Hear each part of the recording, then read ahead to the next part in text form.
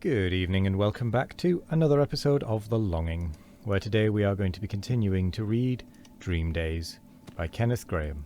So, let's get going.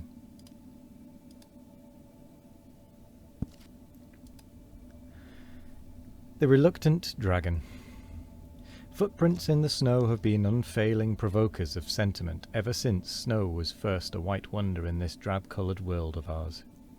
In a poetry book presented to one of us by an aunt, there was a poem by one Wordsworth in which they stood out strongly, with a picture all to themselves too, but we didn't think very highly either of the poem or the sentiment.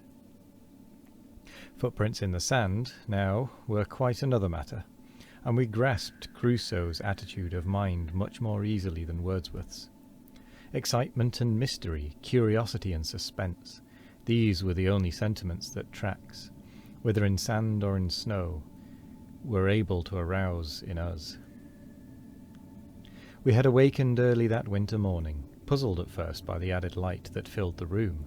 Then, when the truth at last fully dawned on us, and we knew that snowballing was no longer a wistful dream, but a solid certainty waiting for us outside, it was a mere brute fight for the necessary clothes, and the lacing of boots seemed a clumsy invention, and the buttoning of coats an unduly tedious form of fastening, with all that snow going to waste at our very door. When dinner time came, we had to be dragged in by the scruff of our necks.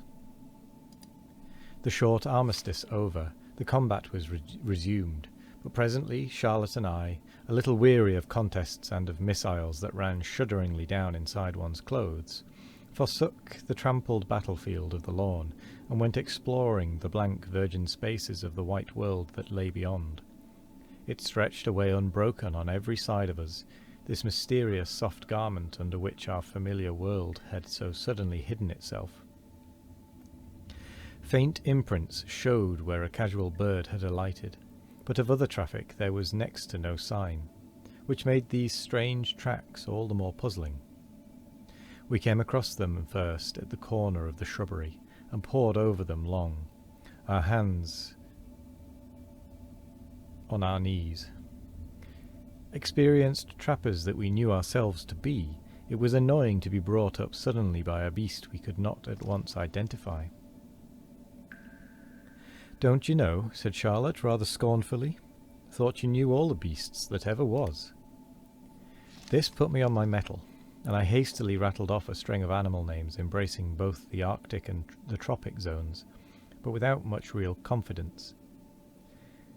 "No," said Charlotte on consideration. "They won't any of 'em quite do. Seems something lizardy. Did you say an iguanodon?"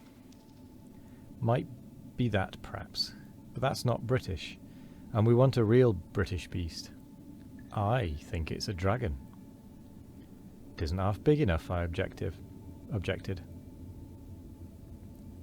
"Well, all dragons must be small to begin with," said Charlotte, "like everything else. Perhaps this is a little dragon who's got lost." "A little dragon would be rather nice to have.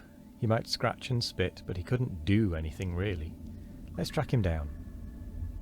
So we set off into the wide snow-clad world, hand in hand, our hearts big with expectation, complacently confident that by a few smudgy traces in the snow we were in a fair way to capture a half-grown specimen of a fabulous beast.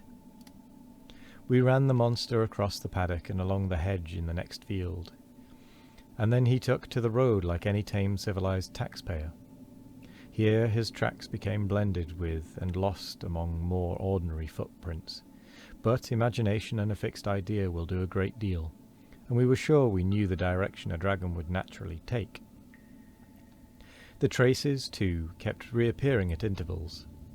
At least Charlotte maintained they did, and as it was her dragon, I left the following of the slot to her, and trotted along peacefully, feeling that it was an expedition anyhow, and something was sure to come out of it.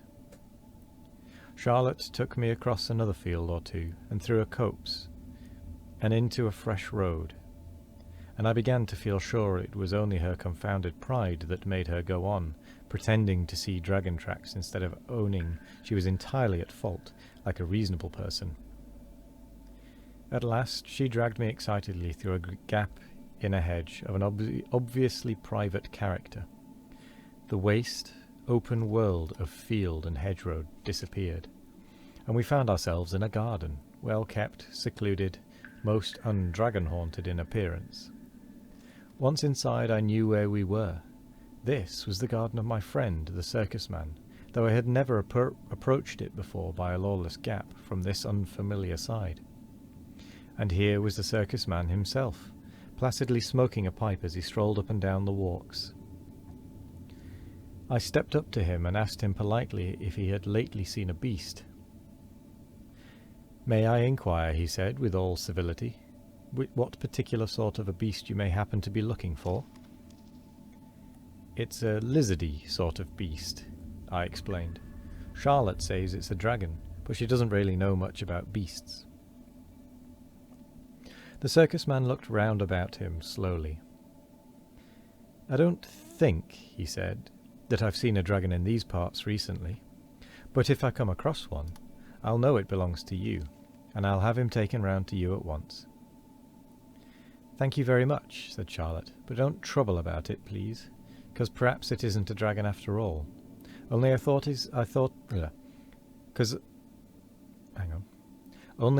I saw his little footprints in the snow, and we followed 'em up, and they seemed to lead right in here. But maybe it's all a mistake, and thank you all the same."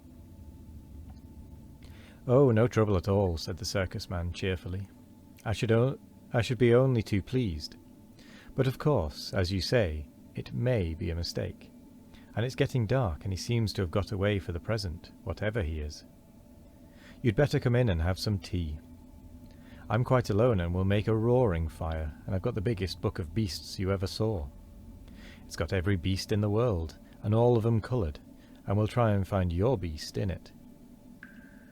We were always ready for tea at any time, and especially when combined with beasts. There was marmalade too, and apricot jam, brought in expressly for us, and afterwards the beast book was spread out, and, as the man had truly said, it contained every sort of beast that had ever been in the world. The striking of 6 o'clock set the more prudent Charlotte nudging me, and we recalled ourselves with an effort from Beastland and reluctantly stood up to go. "Here, I'm coming along with you," said the circus man. "I want another pipe, and a walk'll do me good. You needn't talk to me unless you like." Our spirits rose to their wonted level, again. The way had seemed so long, the outside world so dark and eerie after the bright warm room and the highly coloured beast book. But to walk with a real man, why, that was a treat in itself. We set off briskly, the man in the middle. I looked up at him and wondered whether I should ever live to smoke a big pipe with that careless sort of majesty. But Charlotte, whose young mind was not set on tobacco as a possible goal, made herself heard from the other side. "Now then," she said, "tell us a story, please, won't you?" The man sighed heavily and looked about him. "I knew it," he groaned. "I knew I should have to tell a story. Oh, why did I leave my pleasant fireside? Well, I will tell you a story. Only let me think for a minute." So he thought a minute, and then he told us this story.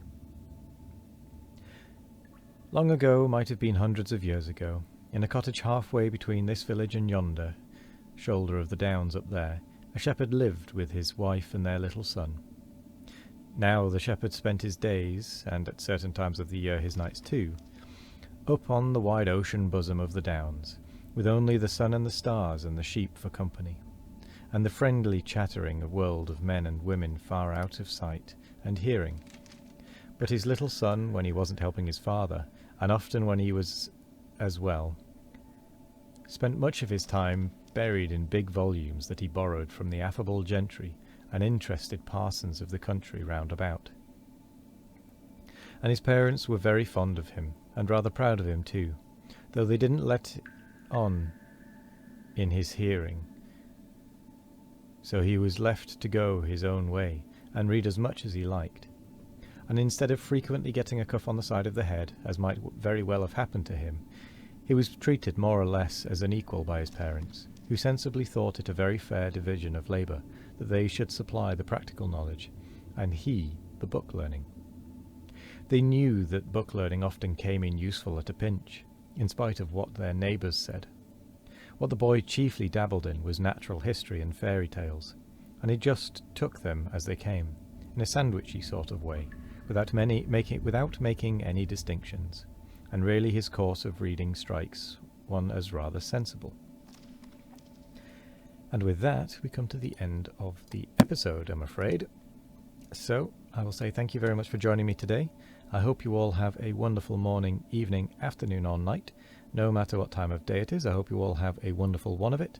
And as always, we will be back tomorrow for more of The Longing. Goodbye.